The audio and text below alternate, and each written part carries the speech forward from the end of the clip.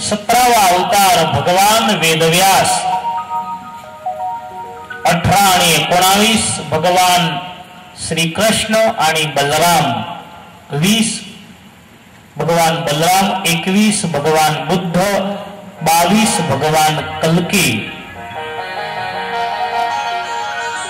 23 आणि 24. 23वा हंस अवतार सांगितलेला आहे आणि 24वा हयग्रीव अवतार सांगितलेला आहे.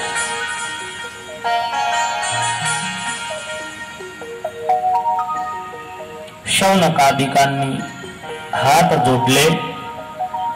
परमेश्वराचे चरित्र तुम्ही फार संक्षेपामध्ये सांगितले. एक एक कथा तुम्ही विस्ताराने सांगा. भगवंताचे जे 24 अवतार आहे त्या सर्व कथा आम्हाला विस्ताराने सांगा. अनेक प्रश्न आहे, त्यामध्ये 3 प्रश्न मुख्य आहे. कागद आणि पेन असला तर लिहून ठेवा, उद्या मी विचारेल. एवढं मोठं आयोजन आपण कशासाठी केलंय? 7 दिवस आम्ही बोलू आणि तुम्ही ऐकून एक कानाने ऐकून दुसऱ्या कानांनी सोडून द्यायचं? एवढी मेहनत, एवढा मोठा मंडप,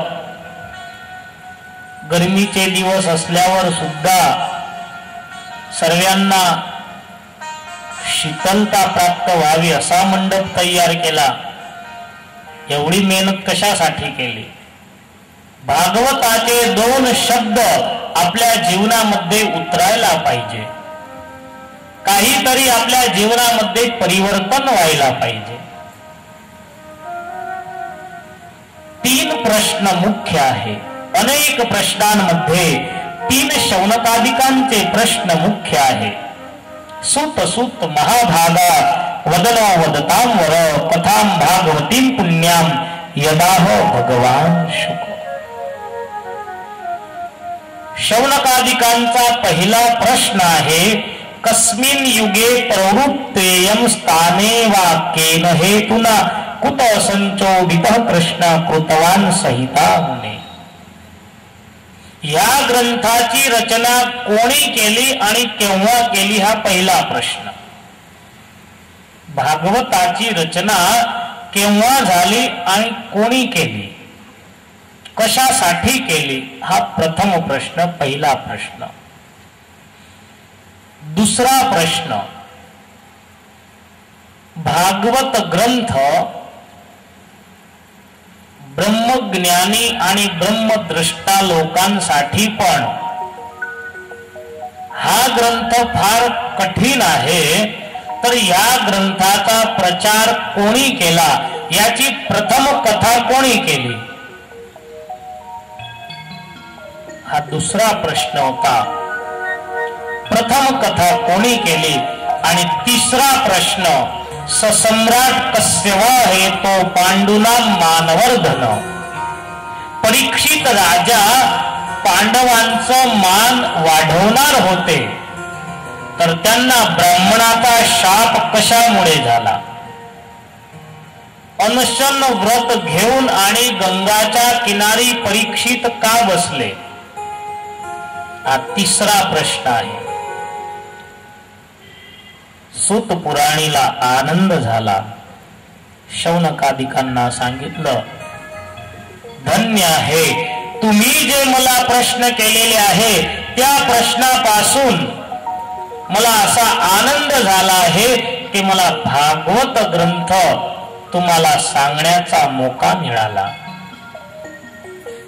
तुम्ही एक एक जो प्रश्न मला विचारला आहे, सूत पुराणी आणि शौनक या दोघांमध्ये जे श्रद्धा होती, ज्ञान कोणाला मिळतं? श्रद्धावान लभते ज्ञानम. ज्याच्या मुखापासून आपण श्रवण करत आहे त्या व्यक्तीवर आपली केवढी श्रद्धा आहे, केवढा विश्वास आहे, त्याप्रमाणे आपल्याला ज्ञान मिळत असतं. आजच्या शाळा आणि कॉलेजांमधून ज्ञान नष्ट झालं, त्याचं तेच कारण आहे. शिक्षक आणि स्टुडंट या दोघांना एक दुसऱ्यावर श्रद्धा नाही, विश्वास नाही. शिक्षक शिकवण्यासाठी ज्यावेळी क्लासमध्ये येतो,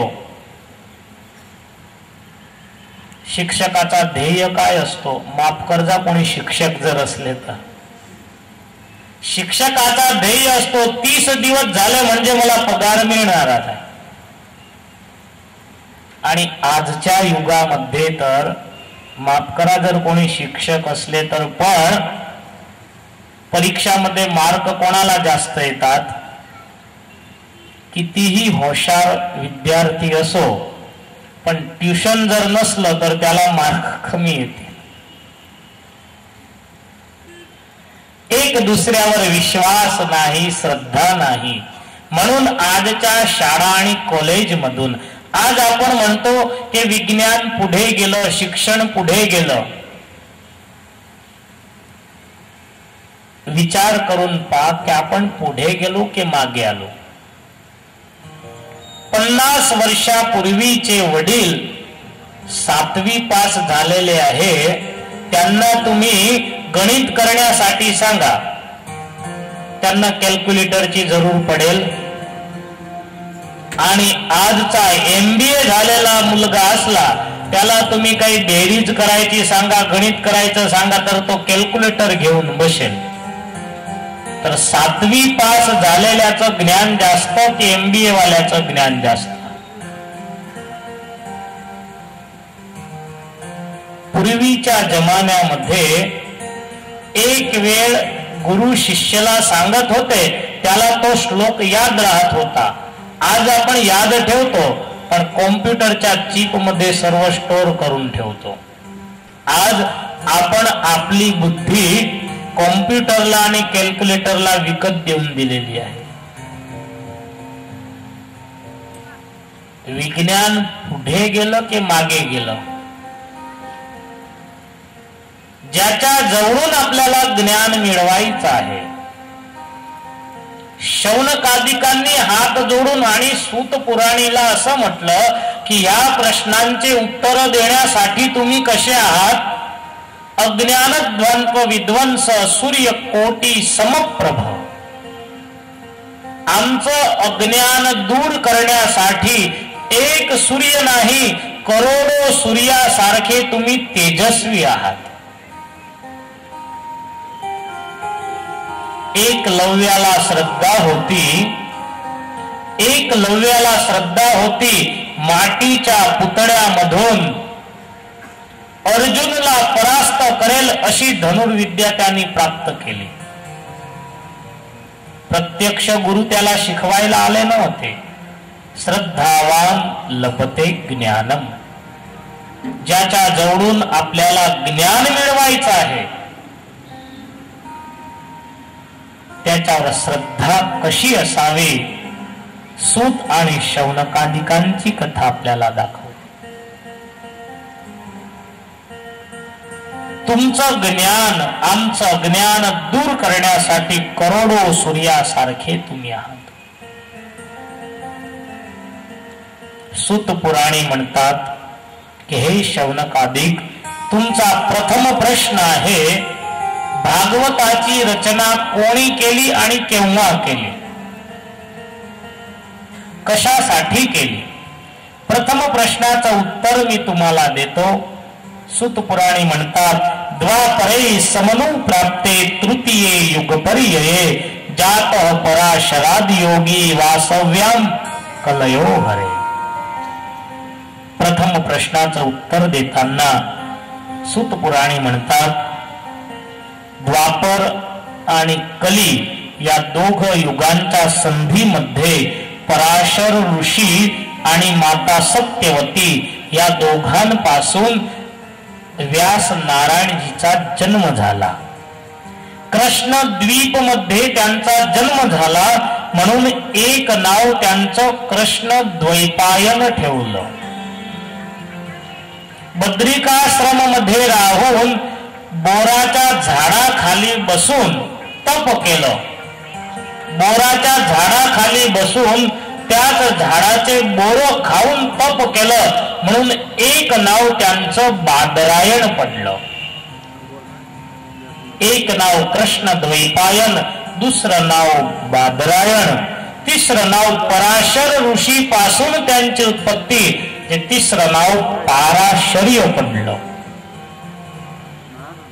एक वेदाचे 4 भाग केले, विस्तार केला.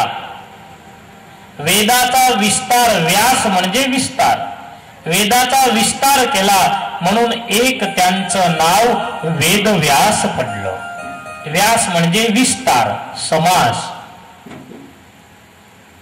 भगवान वेदव्यास यांनी एक वेदाचे 4 भाग केले. भगवान वेदव्यास यांचा आश्रम बद्रिकाश्रमामध्ये मंदाकिनी नावाची गंगा आणि सरस्वती नदी या दोघांचा संगम आहे. आणि त्या संगमावर भगवान वेदव्यास यांचा आश्रम आहे. बाजूलाच भीमपूल आज पण तिथे आहे. ज्यावेळी पांडव स्वर्गारोहण करत होते, स्वर्गामध्ये ह्यानी याच देहानी स्वर्गामध्ये जाण्यासाठी बद्रिकाश्रमच्या पुढे गेले. 2 मोठे पर्वत, त्या 2 पर्वतांच्या मध्ये मंदाकिनी नावाची गंगा नदी वाहत होती.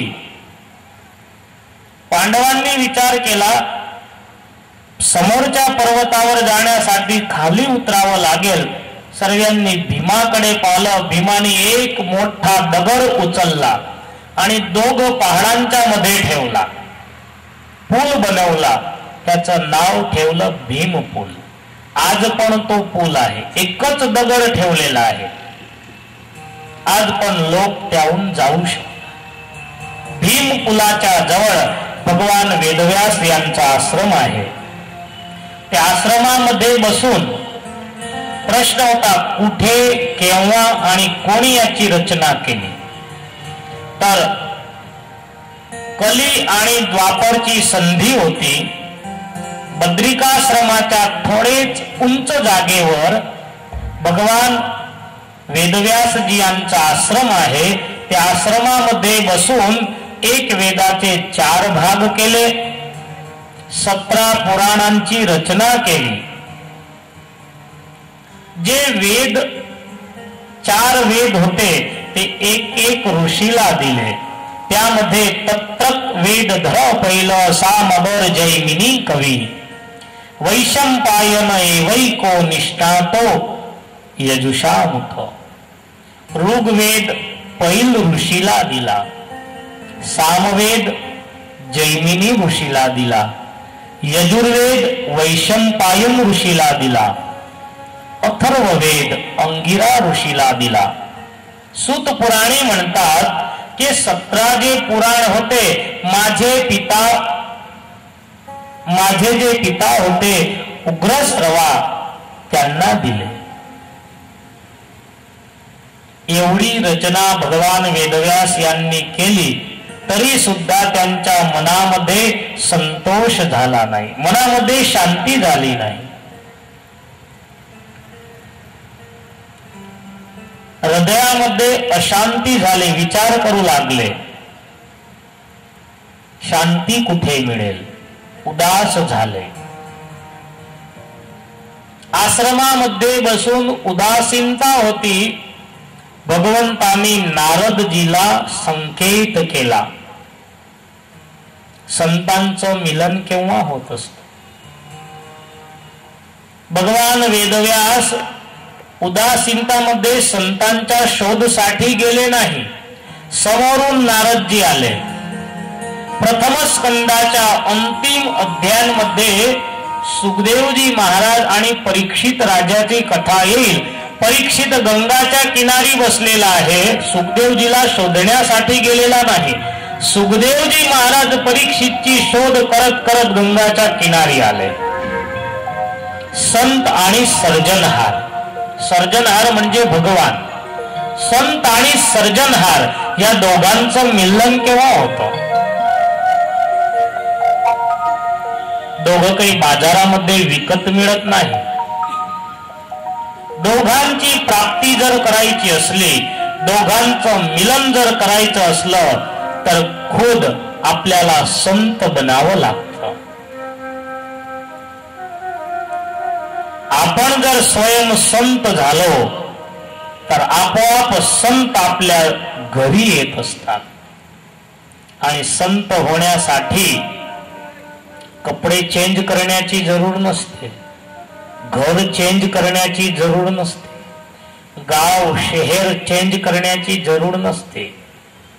संत होण्यासाठी हृदय चेंज करण्याची जरूर असते, मन चेंज करण्याची जरूर असते. कपडे चेंज करल्याने संत होऊ शकत नाही. हृदय आणि मन चेंज करा. जर तुम्ही स्वतः संत होऊन जा. आपण जर स्वतः साधू झालो तर साधू समोरून आपल्या घरी येतील. संत आणि सर्जनहार यांना शोधण्याची जरूर नाही. शबरी भगवंताला शोधण्यासाठी गेली नव्हती. शबरी भगवंताला शोधण्यासाठी गेली नव्हती. मतंग ऋषींनी आशीर्वाद दिले होते की भगवान तुझ्या आश्रमामध्ये तुला शोधत शोधत येतील. राम आणि लखन शबरीची शोध करत करत शबरीच्या आश्रमामध्ये गेले. भगवान वेदव्यास चिंतित झाले.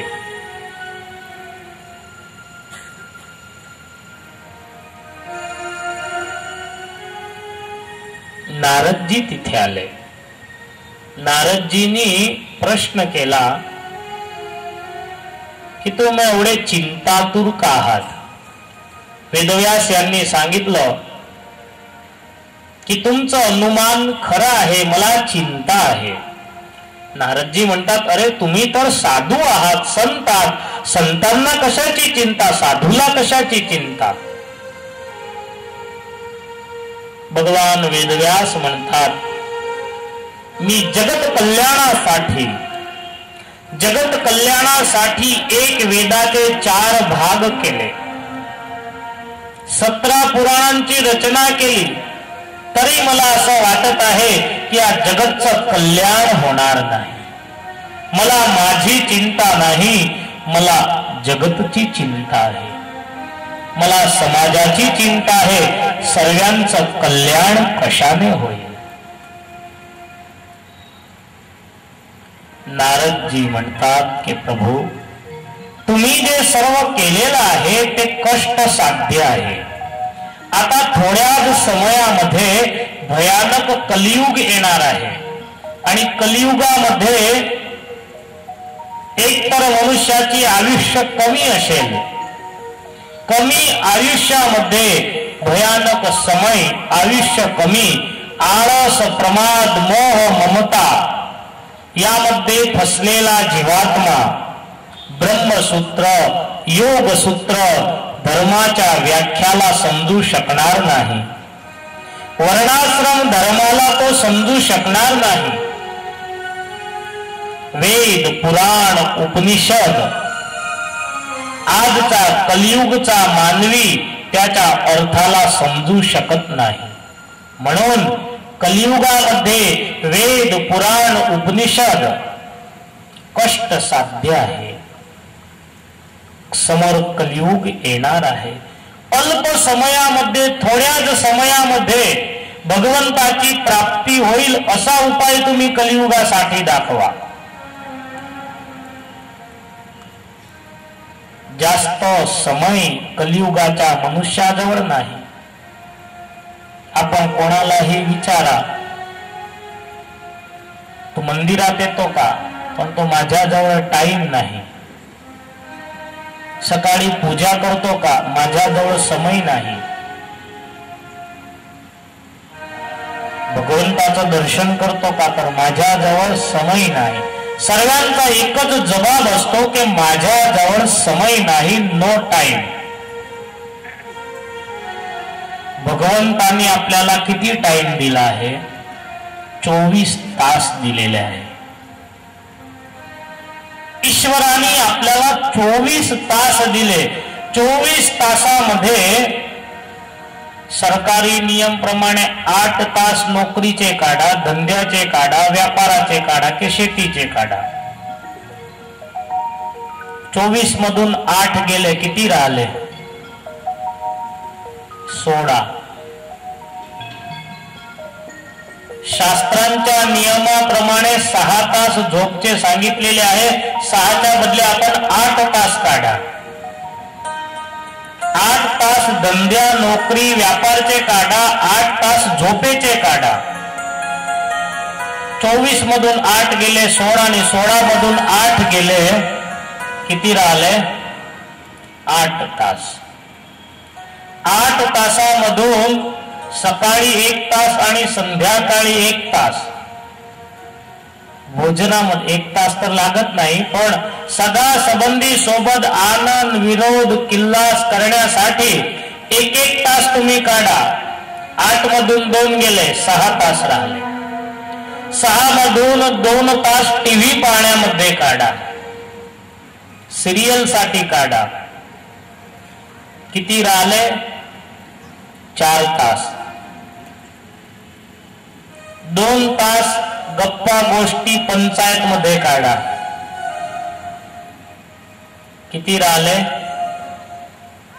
2 तास. 2 मधून पण 1 तास घरामध्ये लहान मूल बाळ असले त्यांना खेळण्यामध्ये काढा, 1 तास राहिला. भगवान म्हणतो मला 1 तासही नको, फक्त 15 मिनिटं पाहिजे. सकाळी स्नान झाल्यानंतर फक्त 15 मिनिटं. अरे मी तुला 24 तास दिलेले आहे, 24 तासामधून तू मला 15 मिनिटं देणार नाही. आणि कलियुगामध्ये 100 वर्षामधून भाग्यच कोणी 100 पूर्ण करतो. 50-60 झाले म्हणजे तयारी करतो. जर जास्त राहायचं असलं तर भागवतकार आपल्याला उपाय दाखवतात. तुम्ही रोज सकाळी 15 मिनिटं भगवंतासाठी काढा. तुमच्या आयुष्यामध्ये ते 15-15 मिनिटं 15-15 मिनिटं जास्त होत जात. आयुष्य वाढवणं कोणाला पटत नाही, मरणं कोणाला पटतं? मरणं कोणाला आवडतं का? विमान घेण्यासाठी येणार आहे, सर्वांनीच बोट उंच केला, हात उंच केला, पण वास्तविक जर आलं तर किती जण बसतील?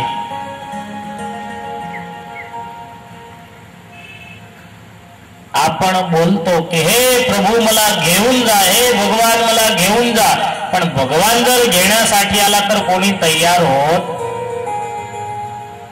एक 80 वर्षाची म्हातारी, 4 मुलं होते. 80 वर्षाची म्हातारी, 4 मुलं. 4ही मुलांनी झगडा करून म्हातारीला घराच्या बाहेर काढून दिली. गावाच्या बाहेर लहानशी झुपडी केली.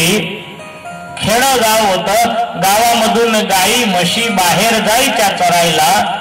ते शेण गोळा करून म्हातारी त्या शेणाच्या गौऱ्या करायची, त्या गौऱ्या विकायची. जे पैसे यायचे त्यामधून अनाज घ्यायची. 80 वर्षाची म्हातारी रोज शेण गोळा करताना म्हणायची, हे प्रभू मला घेऊन जा. 4 मुलं असल्यावर सुद्धा 4 मुलं असल्यावर सुद्धा मला कोणी भाकर देत नाही. हे दुःख मी पाहते, त्यापेक्षा मला घेऊन जा. रोज शेण गोळा करताना भगवंताला याद करायची. एक दिवशी शेण गोळा केलं, शेणाचं टोपलं भरलं. वाट पाहू लागले, रस्त्याने कोणी आलं तर मला हे टोपलं डोक्यावर उचलून देईल. 4ही बाजूला नजर केली, कोणीच दिसलं नाही. आकाशामध्ये हात लावून 80 वर्षाची म्हातारी म्हणू लागली की हे प्रभू तू किती निर्दय आहे. एवढं मोठं मला तू दुःख देत आहे, यापेक्षा तुम्हाला घेऊन जा. आणि भगवान तिथे प्रगट झाले. भगवान त्या म्हातारीला म्हणू लागले, चल चल मी तुला घेण्यासाठी आलो आहे. म्हातारी म्हणते, तू कोण आहे? मी भगवान, तुम्हाला याद केलं तो मी भगवान आहे, तुला घेण्यासाठी आलो आहे, चल. म्हातारी म्हणते की प्रभू तू घेण्यासाठी आला बरोबर आहे, पण एक काम कर, हे शेण मी गोळा केला, हे टोपलं माझ्या डोक्यावर उचलून दे, याच्या गौऱ्या करून मी विकून पैसे वापरून टाकेल, मग तू घेण्यासाठी ये. हे टोपलं शेणाचं माझ्या डोक्यावर उचलून दे. भगवंताने ते शेणाचं टोपलं म्हातारीच्या डोक्यावर उचलून दिलं. आपली हे दशा आहे. आपण म्हणतो हे प्रभू घेऊन जा, हे प्रभू घेऊन जा, पण वास्तविक जर भगवान घेण्यासाठी आले तर आपण मायाचं टोपलं डोक्यावर उचलतो. 2 मुलांचं लग्न झालं, 1चं बाकी आहे, त्याचंही झालं तर मुलाच्या मुलांचं लग्न अजून बाकी आहे. ते लग्न पाहून घेऊ मग जाऊ. जाणं कोणाला आवडतं?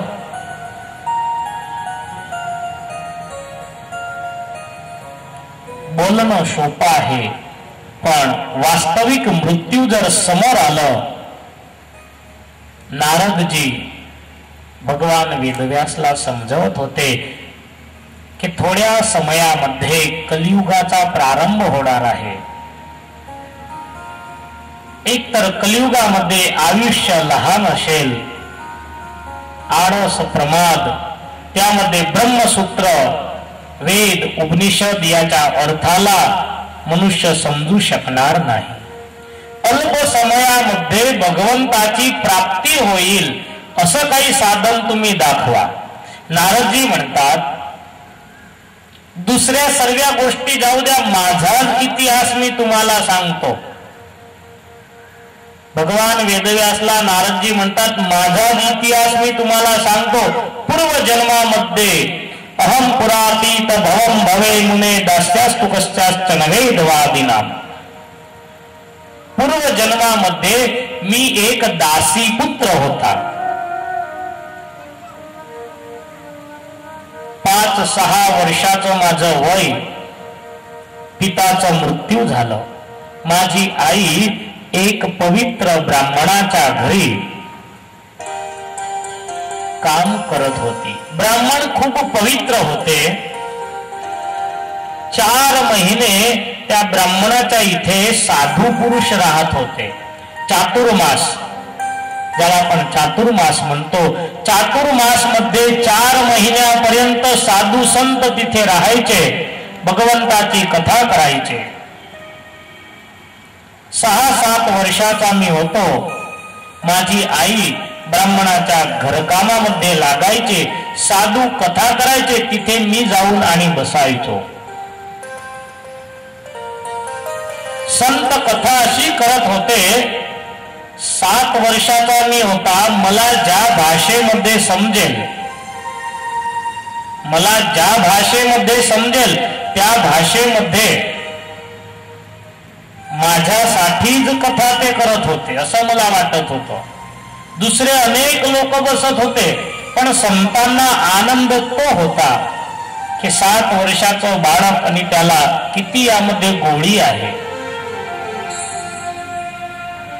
साधू संतांचा मला 4 महिन्यापर्यंत सहवास झाला. 4 महिने मी त्यांच्या मुखापासून कथा ऐकली आणि संत पुरुषांच्या योगाने नारदजी भगवान वेदव्यासला ते समजवत आहे की एकच जन्मामध्ये दासी पुत्रामधून नारदजी मी झालो, ब्रह्माचा पुत्र झालो. त्यामध्ये चमत्कार जर असला तर संतांचा योग, भगवंताची कथा.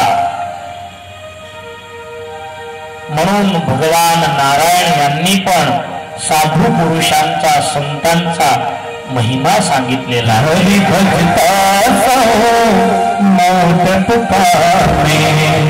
जन्म मरण दुख जाए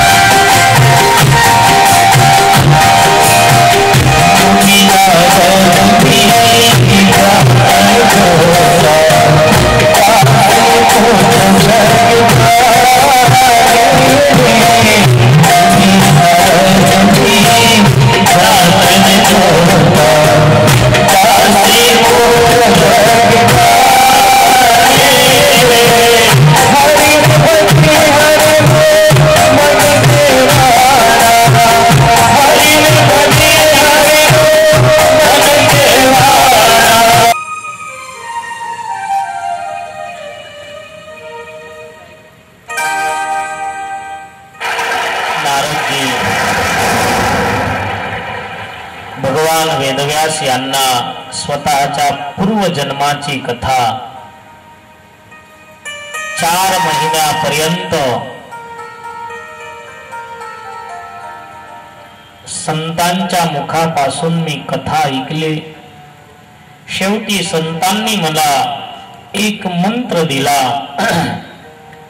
नमो भगवते तुभ्यं वासुदेवाय धीमहि प्रद्युम्न अनिरुद्धाय नमः संकर्षणाय च. या मंत्राचा जप करण्याचं सांगितलं. प्रारब्ध योगाने संत पुरुष तिथून गेल्यानंतर माझ्या आईचं पण मृत्यू झालं. संतांनी जसा मला उपदेश दिला होता त्याप्रमाणे मी मंत्राचा जप करू लागलो. नमो भगवते तुभ्यं वासुदेवाय धीमहि प्रद्युम्न अनिरुद्धाय नमो संकर्षणाय च. मंत्र जप केल्याने धीरे धीरे धीरे धीरे माझं मन शुद्ध पवित्र होऊ लागलं. 12 वर्षापर्यंत मंत्राचा मी जप केला. परिणाम हे आलं की हृदयामध्ये मला राधा कृष्णाचं दर्शन होऊ लागलं. मंत्र जप केल्याने मन पवित्र होत असतं. मनाला संत पुरुषांनी पाण्याची उपमा दिलेली आहे. मन कसं आहे? पाण्यासारखं. पाण्याला खालून वर जर न्यायचं असलं तर आपल्याला यंत्राची जरूर पडते, पण वरतून खाली जर आणायचं असलं तर यंत्राची जरूर पडत नाही. पाऊस ज्यावेळी पडतो, मोठ्या मोठ्या पर्वतांवर डोंगरांवर पाऊस पडतो, ते पाणी आपोआप खाली येतं. जमीनवर तुम्ही पाणी टाका तर खड्डा जिकडे असला, खोल भाग जिकडे असला तिकडे पाणी जात असतं. मन पाण्यासारखं आहे. हलक्या वस्तूंकडे मन लवकर जातं. एखादी सिरियल जर तुम्ही पाहत असले, पिक्चर पाहत असले तर त्यामध्ये मन बरोबर लागतं.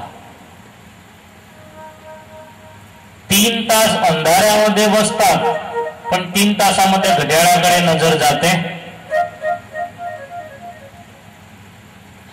3 तास अंधाऱ्यामध्ये बसतात, पण घड्याळाकडे नजर जात नाही. मन हलक्या वस्तूंकडे जास्त जातं.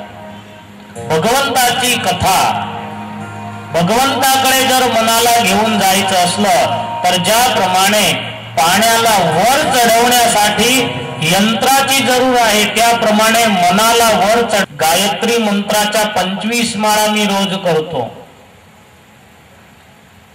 किती टाइम लागतो? 15 मिनिटं. गायत्री मंत्रासाठी 25 माळा करायला 15 मिनिटं. कोणता गायत्री मंत्र बोलतात? शास्त्रांमध्ये जो गायत्री मंत्र सांगितलाय तोच बोलतो. 25 मिनिटामध्ये 20 मिनिटामध्ये 25 माळा तुम्ही करतात. तुमचा गायत्री मंत्र काही अलग असेल, निराळा असेल. नाही, जो शास्त्रांमध्ये आहे, ओम भूर्भुवः तत्सवितुर्वरेण्यं भर्गो देवस्य धीमहि धियो यो नः प्रचोदयात्.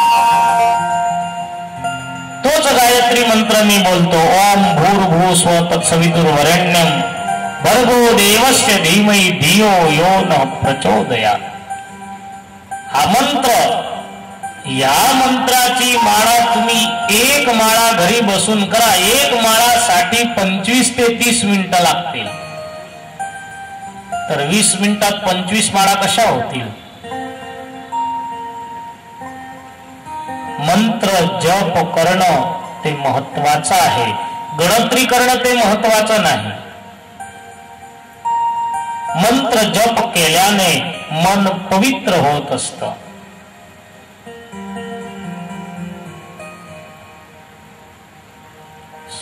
नारदजी म्हणतात 4 महिने संत पुरुषांचा योग कथा कीर्तन, त्यामुळे या जन्मामध्ये मी 10 मानस पुत्रांमध्ये एक झालो. देवदत्ता मिमां वेणाम स्वर ब्रह्म विभूषिता मूर्छयित्वा हरिकथाम गायमानश्चराम्यहम्. मी नारदजी झालो, ब्रह्माजीचा पुत्र झालो. यामध्ये चमत्कार फक्त 4 महिने मी कथा ऐकली होती, संत समागम केला होता. तुम्ही अशा ग्रंथाची रचना करा की जो ग्रंथ ऐकल्याने, श्रवण केल्याने अल्प समयामध्ये थोड्या कष्टाने मनुष्याला भगवंताची प्राप्ती होईल. भगवान वेदव्यास म्हणतात एक काम करा, आप बोलो और मैं लिखू. तुम्ही बोला आणि मी लिहितो. नारद मुनी म्हणतात ऐसा नाही, मी तुम्हाला चतुश्लोकी भागवत देतो, जे ब्रह्माने मला दिलेला आहे त्याचा तुम्ही विस्तार करा. नारदजी यांनी भगवान वेदव्यासला चतुश्लोकी भागवत दिलं. अनेक भागवत आहे. व्यासकृत भागवत 4 श्लोकांचा विस्तार. 4 श्लोकांचा विस्तार म्हणजे भगवान वेदव्यास यांनी 4 श्लोकांचे 12 स्कंद बनवले. 335 अध्याय आणि 18,000 श्लोक बनवले. नारदजी तिथून गेले. भगवान वेदव्यासनी डोळे बंद केले, हातामध्ये कलम घेतली, हृदयामध्ये जे दिसलं त्याला शब्द देह दिला. हृदयामध्ये जे दिसलं त्याला शब्द देह दिला. हा भागवत समाधीचा ग्रंथ आहे. व्यासजीला समाधीमध्ये जे दिसलं ते व्यासजींनी लिहिलेलं आहे. एकनाथी भागवत आहे, एकनाथी रामायण आहे, ते पण समाधीचं आहे. एक वेळी एकनाथ महाराज रामायण लिहित होते.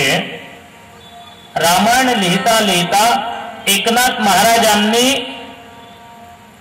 रामायण मध्ये असं लिहिलं की लंकामध्ये सीता मैया अशोक वाटिकामध्ये ज्या झाडाखाली बसले आहे त्या झाडाचे फुलं सफेद आहे. हनुमानजी महाराज तिथे प्रगट झाले. रामकथा लिहत होते म्हणजे हनुमानजीची हाजरी तिथे होती. हनुमानजी प्रगट झाले. हनुमानजी महाराज एकनाथ महाराजांना म्हणतात ये आपने गलत लिखा. एकनाथजी म्हणतात की मी तर समाधीमध्ये डोळे बंद करून मला जे दिसताय ते मी लिहितो आहे. हनुमानजी महाराज म्हणतात अरे तुला समाधीमध्ये दिसताय, मी तर तिथे जाऊन आलेलो आहे. सीताजी ज्या झाडाखाली बसले होते त्या झाडाचे फुल लाल होते. एकनाथ महाराज म्हणतात नाही मला समाधीमध्ये सफेद दिसताय. दोघांची तक्रार झाली. दोघं म्हणू लागले चला आपण सीताजवळ जाऊ. कारण की सीताजी तर तिथे अनेक दिवसापर्यंत बसले आहेत. एकनाथ महाराज आणि हनुमानजी दोघं झगडा करत करत सीता मैया जवळ आले. सीता मैयाला म्हणू लागले की आमचा दोघांचा क्लेश झालेला आहे. तुम्ही ज्या झाडाखाली बसले ते झाडाचे फुलं कसे होते? एकनाथ महाराज म्हणतात मला सफेद दिसत. हनुमानजी महाराज म्हणतात नाही लाल होते. सीता मैया म्हणतात तुम्ही दोघं गलत आहे. झाडाचे फुलं लाल पण नव्हते, सफेद पण नव्हते, झाडाचे फुलं श्याम होते. हनुमानजी महाराज म्हणतात आमच्या दोघांची तक्रार पूर्ण होत नव्हती. सीताजींनी तिसरी तक्रार उभी केली. सीता मैया म्हणतात झाडाचे फुलं श्याम होते. एकनाथजी म्हणतात सफेद होते. हनुमानजी महाराज म्हणतात लाल होते. भगवान रामचंद्र आले, तिघांचं समाधान केलं. एकनाथ महाराजांना भगवान राघव म्हणतात की एकनाथ तुमची बुद्धी सत्वगुणी आहे. सत्वगुण म्हणजे तुमच्या बुद्धीमध्ये सात्विकता आहे म्हणून तुम्हाला सफेद फुल दिसत आहे. आणि हनुमानजी महाराज ज्यावेळी लंकामध्ये गेले, सीता मैयाला अशोक वाटिकामध्ये पाहून हनुमानजी महाराजांना असा एवढा क्रोध आला की जर भगवान राघव मला आज्ञा देतील समग्र लंकाला उचलून आणि समुद्रामध्ये फेकून देईल. रावणाला फेकून त्रिलोकीमध्ये रावणाचा पत्ता लागणार नाही. खूप क्रोधित झाले, क्रोधामुळे डोळे लाल झाले, म्हणून हनुमानजी महाराजांना फुल लाल दिसले आणि सीताच्या दृष्टीमध्ये भगवान राघव होते, राघव श्याम होते, म्हणून सीताजीला फुल श्याम दिसत होते. भागवत रामायण समाधी भाषाचे ग्रंथ आहे. समाधीमध्ये हा ग्रंथ लिहिलेला आहे. भगवंताने जे सांगितलं म्हणून याचं नाव भागवत पडलेलं आहे. भगवता प्रोक्तम इति भागवतम. दुसरा अर्थ केला भगवत अयम इति भागवत. भगवंताने सांगितलंय म्हणून हे भागवत आहे असं नाही, हे भगवंताचंच स्वरूप आहे. शास्त्रांमध्ये मनुष्याचे मुख्य 12 अंग सांगितलेले आहे. द्वादशांगो वै पुरुषः. त्यामध्ये जे 12 स्कंद आहे ते भगवंताच्या शरीराचे 12 अवयव आहे. त्यामध्ये दशम स्कंद म्हणजे भगवंताचं हृदय आहे. एक एक स्कंद एक एक भगवंताचं अवयव सांगितलेला आहे. भगवान वेदव्यास यांनी भागवतजीची रचना केली. ग्रंथाची रचना झाल्यानंतर वेदव्यासजीला विचार झाला की हा ग्रंथ मी आता कोणाला देऊ. पहिला प्रश्न होता भागवताची या ग्रंथाची रचना कोणी केली, कुठे केली आणि केव्हा केली. पहिल्या प्रश्नाचं समाधान झालं. भागवताची रचना भगवान वेदव्यास यांनी बद्रिकाश्रमामध्ये मंदाकिनी गंगा नदीचा संगम आहे, सरस्वतीचा संगम आहे, त्या संगमावर कृष्णद्वीप मध्ये म्हणजे द्वापर आणि कलीच्या संधीमध्ये या भागवताची रचना केली. लगभग भागवताच्या रचनेला 5,500 वर्ष झाले असते. कलियुगाचा प्रारंभ झाला त्याला 5,000 वर्ष झाले. कलियुग आणि द्वापर या दोघांच्या संधीमध्ये याची रचना झालेली आहे. दुसरा प्रश्न होता याची प्रथम कथा कोणी केली आणि कुठे केली.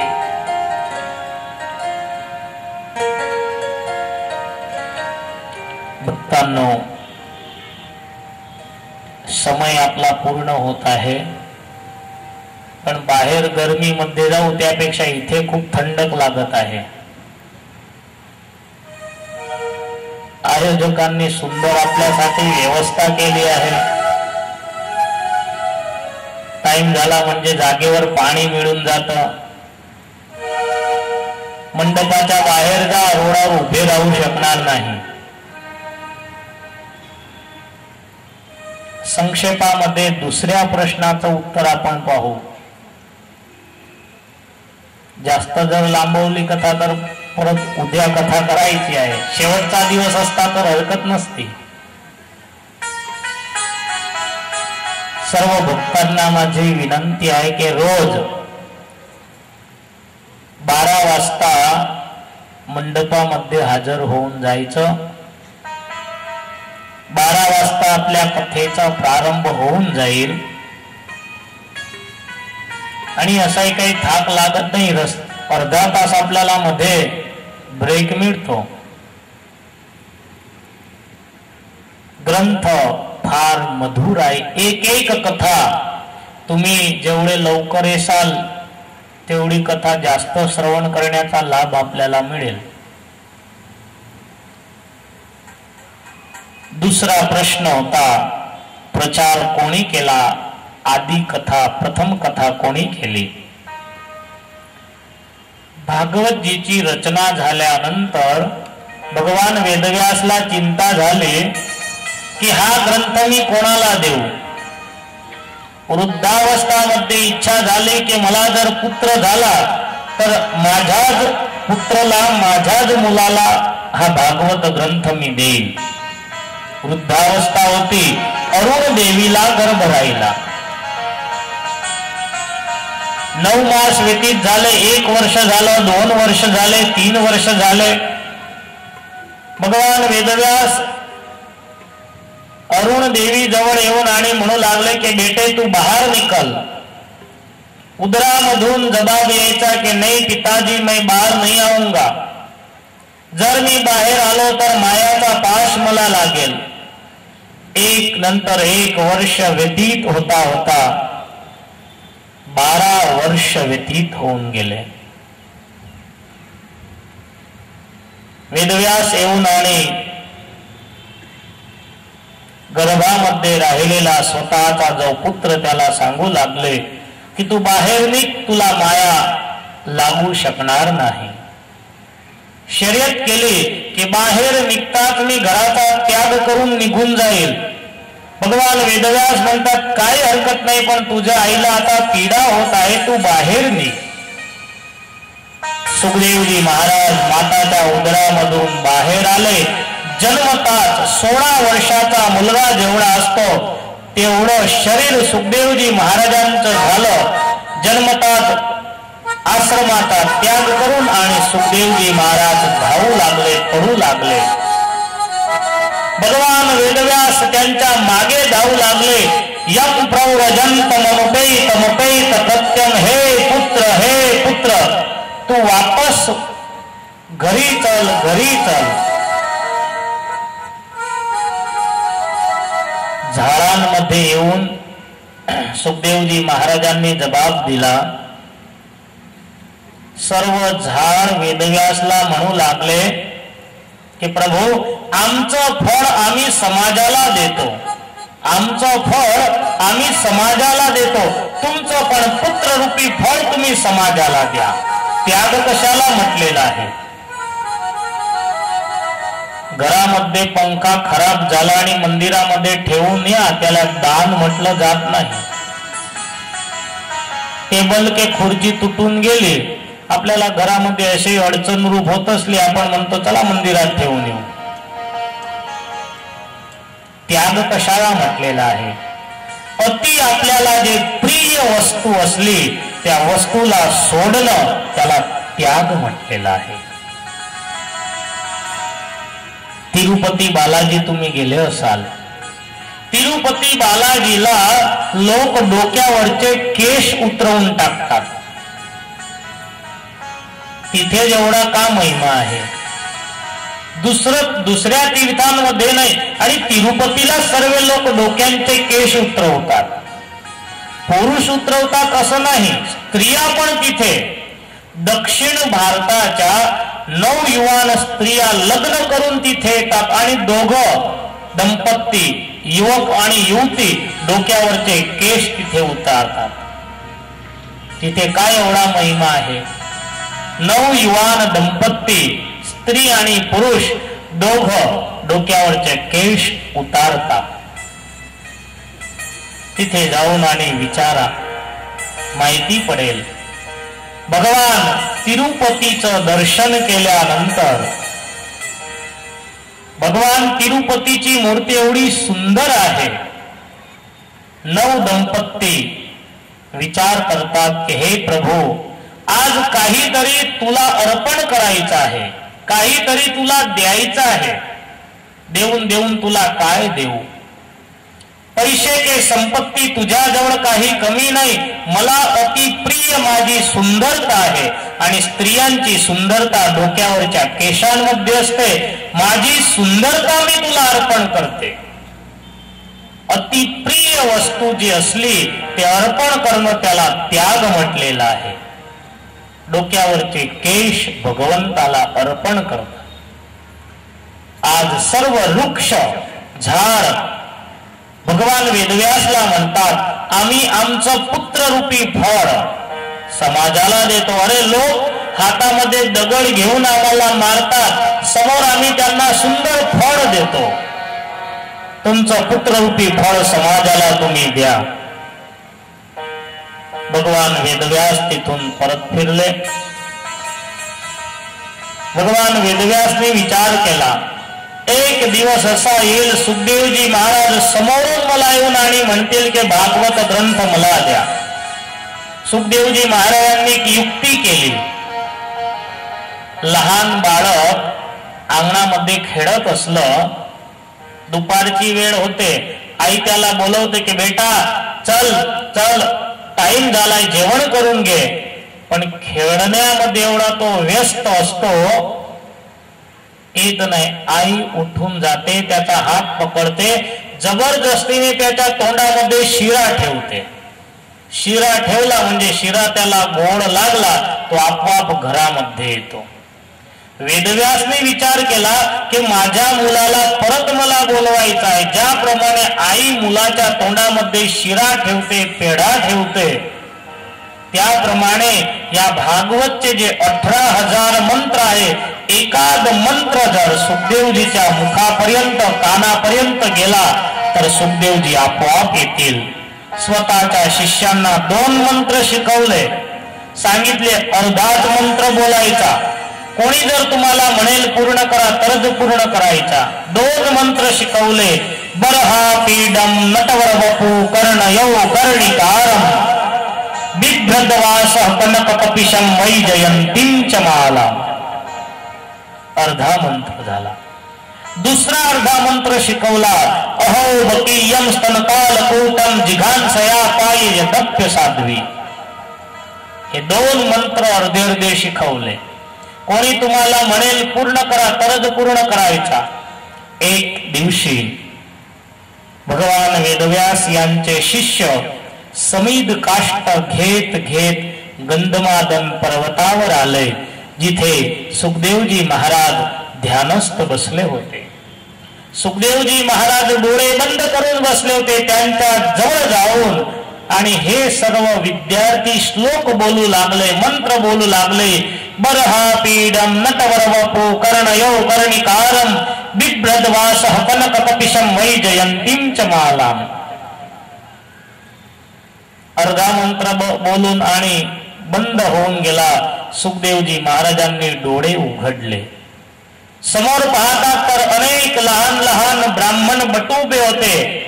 सुखदेवजी महाराज म्हणतात की अरे अर्धाच मंत्र का बोलला, पूर्ण करा, श्लोक पूर्ण बोला. शिष्यांना आनंद झाला, नाचू लागले, कुदू लागले. आज आम्हाला कोणी मिळालं की मंत्र पूर्ण करा. नाचत कुदत मंत्र पूर्ण केला. बरहा पीडम नटवर वपू कर्णयौ कर्णिकारम बिभ्रद्वास कनक कपिशम वैजयंतीं च मालाम रंध्रान्वेनो रदर सुदया पूरयन् गोपरुन्दै वृंदारण्यम स्वपद रमणम प्राविशद गीत कीर्ती. प्रथम मंत्र ऐकताच सुखदेवजी महाराजांच्या मुखामध्ये वाह शब्द निघाला.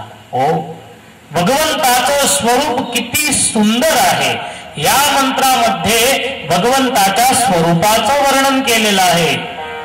बरहा पीडम नटवर वपू. नट म्हणजे एक्टर. भगवान श्रीकृष्ण कसे आहे, नटवर आहे. ज्यांच्या डोक्यावर मोर मुकुट आहे, कर्णयो कर्णिकारम, कानांमध्ये कर्णिकाचे पुष्प आहे, हातामध्ये बासुरी आहे, त्रिभंगी स्वरूपाने जे उभे आहे, अधर ओष्टावर बासुरी ज्यांनी ठेवलेली आहे. वृंदारण्यम स्वपद रमणम, ज्यांच्या चारी बाजूला अनेक गोप मित्र उभे आहे.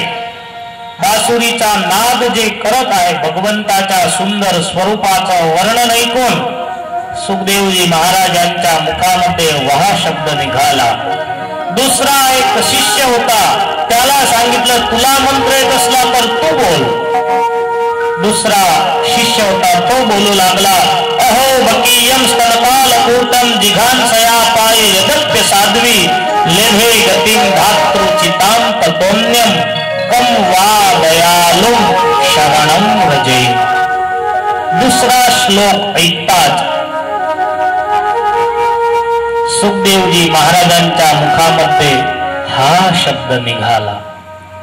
दुसऱ्या श्लोकाचा मंत्राचा अर्थ आहे की जे बालघातिकी पूतना भगवंताला मारण्यासाठी कालकूट नावाचं विष लावून गेली होती, त्या पूतनाचा पण भगवंताने उद्धार केला. ते परमात्मा आता पृथ्वीवर राहिले नाही. कमवा दयालुम शरणम व्रजेम. आता मी कोणाच्या शरणी जायचं? सुखदेवजी महाराज म्हणतात तिसरा मंत्र येत असला तर बोला. शिष्यांनी हात जोडले की दोनच मंत्र आम्हाला शिकवले आहे. तुम्ही कोणाचे शिष्य आहात? शिष्यांनी सांगितलं आम्ही भगवान वेदव्यासजीचे शिष्य आहात. भगवान वेदव्यासचं नाव ऐकतात सुखदेवजी महाराज खडे हो गए. वेदव्यास तर माझे पिता आहे, माझा हक आहे, मी त्यांच्या जवळून हे मंत्र शिक्षण मध्ये घेईल. माझे पिता आहे, माझा अधिकार आहे. शिष्यांसोबत सुखदेवजी महाराज आश्रमामध्ये आले. भगवान वेदव्यासला अति आनंद झाला. सुखदेवजी महाराजांना संपूर्ण भागवत वेदव्यास यांनी शिकवलं.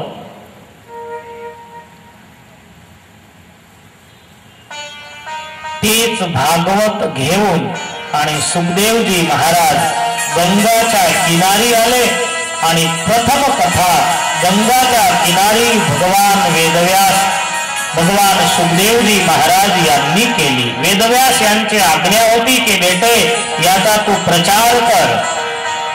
एक वेळ तुझ्या मुखामधून जर भागवत गंगा निघाली तर समग्र दुनियामध्ये याचा प्रचार होईल. म्हणून भगवान वेदव्यास यांनी दुसऱ्या श्लोकामध्ये लिहिलं होतं पिबत भागवतम. सुखदेवजीच्या मुखामधून निघालेली भागवत ग्रंथाचं पान करा. बेटे मी तुला जे भागवत शिकवलं याचा तू प्रचार कर. सुखदेवजी महाराज त्याचा प्रचार करण्यासाठी गंगाच्या किनारी आले आणि प्रथम भागवत कथा तिथे केली. दुसऱ्या प्रश्नाचं उत्तर दिलं. तिसरा प्रश्न होता की पांडवांचं मान वाढवणार परीक्षित, त्या परीक्षितजीला ब्राह्मणांचा शाप कशाने झाला? तर भक्तांनो तिसऱ्या प्रश्नाचं उत्तर प्रथम स्कंदाची अवशेष कथा उद्या दुपारी बरोबर 12 वाजता इथे कथेचा प्रारंभ होईल. भगवंताच्या नामस्मरणासह कथेला विराम. स्वामी नारायण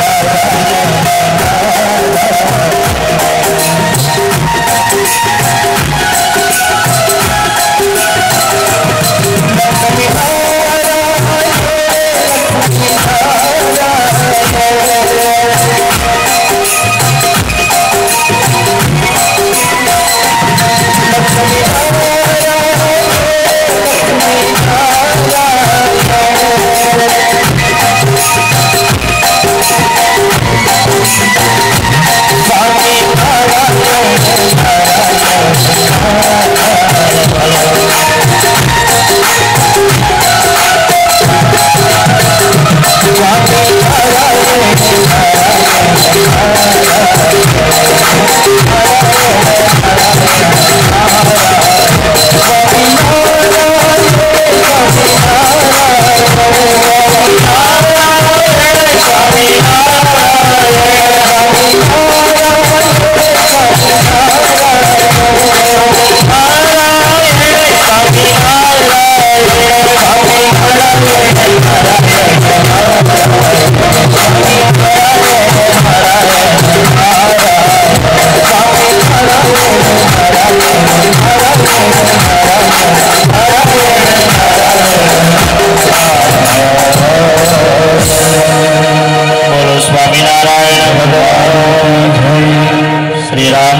भगवान की जय। श्री बालकृष्ण बोला स्वामीनारायण भगवान की। कान लागले का? आवाज आला नाही जायचा? बोला लक्ष्मीनारायण देव की। खूप सुंदर भगवंताचे चरित्र वक्ताश्रींनी सुमधुर कंठामध्ये वेदव्यास यांनी रचलेली ही संहिता, तिचे चरित्र आपल्याला ऐकवले एक वार टाळे पाडून 7 दिवसापर्यंत आपल्याला असेच सुंदर भागवत ग्रंथाचे चरित्र ऐकायचे आहे। 7 दिवसापर्यंत तुम्ही आता कृष्णार्पण होऊन जायचं, कारण की जीवनामध्ये कृष्णार्पण झाल्याशिवाय भगवंताची कृपा होत नाही। एक म्हातारी होत्या, कोणतंही काम करायच्या कृष्णार्पण म्हणायची त्यांची सवय। कोणतंही काम करायच्या कृष्णार्पण। रोज घरी झाडू मारत होत्या आणि झाडल्यावर जो घरातला पुंजा निघायचा तो शेजाऱ्याच्या घरापुढे टाकून यायचा, म्हणायच्या कृष्णार्पण। आता रोज असं कृष्णार्पण करत होत्या, तो पुंजा सर्व वैकुंठामध्ये जमा होत होता। का लक्ष्मीजी रोज वैकुंठ साफ करत, परत सकाळ झाली की तिथं पुंजा पडून जायचा। लक्ष्मीजी कंटाळला, रोज तर हे काही योग्य नाही। मग भगवंताला म्हणू लागल्या, प्रभू इथे एवढं कसरं कुठून येतं? भगवान म्हणता, आमच्याकडे भक्त आहे, आम्हाला प्रेमाने कृष्णार्पण करतात। मग लक्ष्मीजी बघण्यासाठी निघाल्या, कोण असेल हे भक्त? तर लक्ष्मीजींच्या नजरामध्ये ती म्हातारी दिसली। सकाळचा समय, घर जाडलं आणि तो पुंजा शेजाऱ्याच्या घरापुढे टाकला आणि म्हणाले कृष्णार्पण। लक्ष्मीजी खिजाल्या आणि खिजावून एक थप्पड मारली त्या म्हातारीला। म्हातारी म्हणते कृष्णार्पण।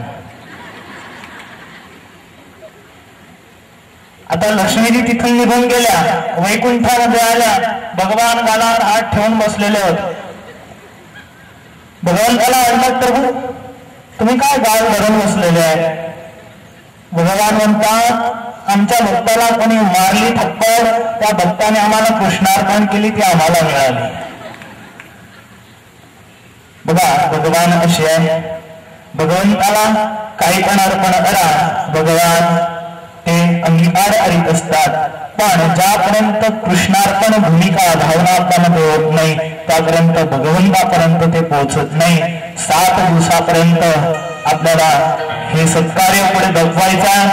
सर्वांना विनंती आहे, आज तर प्रथम दिवस आहे, कितीतरी महानुभाव आपल्या उत्सवामध्ये आलेले आहेत। महानुभावांचं आगमन आपल्या मंडपामध्ये ज्यावेळी झालंय त्यावेळी एक महानुभावांना माझी विनंती, ज्यांचं मी नाव घेतो ते स्टेजवर येतील आणि वक्ताश्री जवळून आशीर्वादाची पुष्पमाळा ग्रहण करतील। सर्वात आधी ऍडव्होकेट हरिभाऊ चौधरी जळगाव, आपल्या फकीरा हरी लेवा समाज बोर्डे, त्याचे माजी अध्यक्ष 11 वर्षापर्यंत त्यांनी ही सेवा बजावली। आम्हाला फार गौरव आहे आमच्या लेवा पाटील समाजावर। कमान वक्ताश्री जवळ येतील। त्यानंतर श्री एच.एन. पाटील हे पण स्टेजवर येतील। त्यानंतर कॅप्टन कुलकर्णी, किशोर सूर्यवंशी, नितीन नेमाडे आणि प्रसाद जोशी पत्रकार आलेले आहेत। हे पत्रकार पण वरती येतील। पत्रकारांना आमची विनंती आहे, सत्कार्य ज्यावेळी आपल्या नगरमध्ये होत आहे त्यावेळी तुम्ही भव्यरीते पत्रामध्ये आमची बातमी नगरजनांपर्यंत पोहोचवल्या। त्यानंतर नक्कू मोहन महाजन हे पण स्टेजवरती आशीर्वादाची पुष्पमाळा घेण्यासाठी येतील।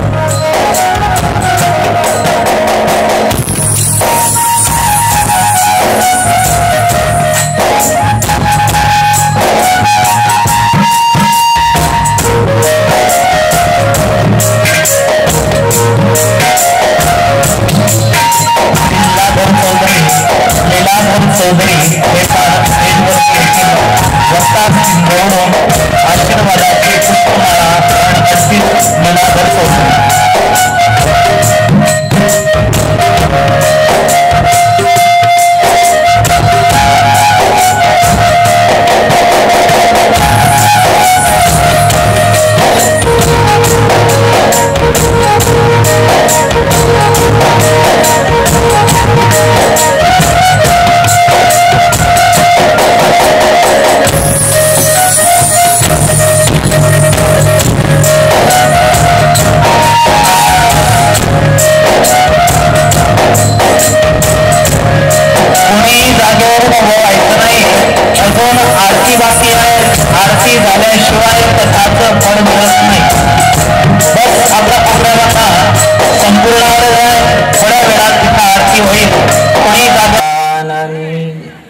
श्री लक्ष्मीनारायण देवनी.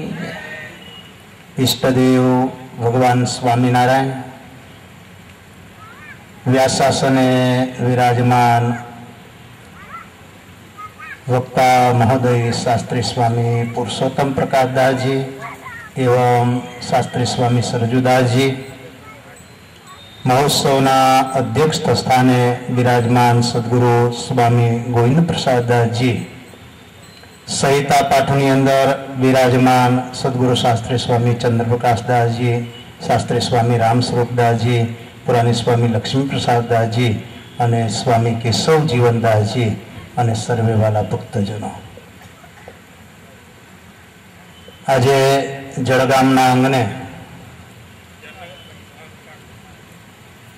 શ્રીમદ ભાગવત મહાગ્રંથની કથાની શરૂઆત થઈ. બંને વક્તાશ્રીઓએ ભાગવતજીની પૂર્વ ભૂમિકા, જેનો મહાત્મય અને પ્રથમ સ્કંદની જે કથા એ સારી રીતે આપણી આગળ એમને વર્ણવી છે. વાલા ભક્તો, જીવનની અંદર ભગવાનનો દિવ્ય જે સ્વરૂપ છે, સ્વરૂપની પ્રાપ્તિ સુખદેવજી મહારાજના જીવનની અંદર